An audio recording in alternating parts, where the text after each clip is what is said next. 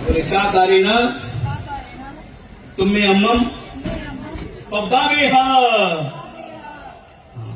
अब इन्होंने निवेदन किया, मुमुक्षुओं ने प्रार्थना की प्राकृत भाषा में, हिंदी भाषा में। हे गुरुदेव, हमें जल्दी से जल्दी प्रव्रजित करें, दीक्षित करें, रजोहरण प्रदान करें।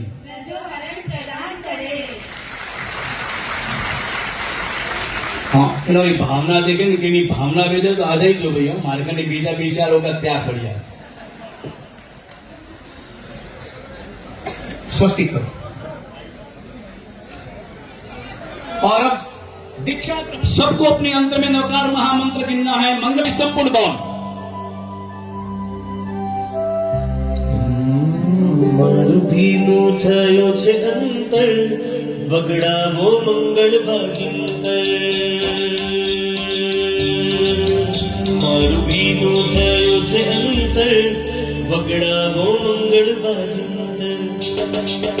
સૂકા સૂકા તન મન પર, સૂકા સૂકા તન મન પર, આજે વર્ષા છે ગિરનારી. उबरू शील सोएग धारी, दीक्षा छे मंगलकारी, दीक्षा छे मंगलकारी. उबरू शील सोएग धारी, उबरू शील सोएग धारी, दीक्षा छे मंगलकारी.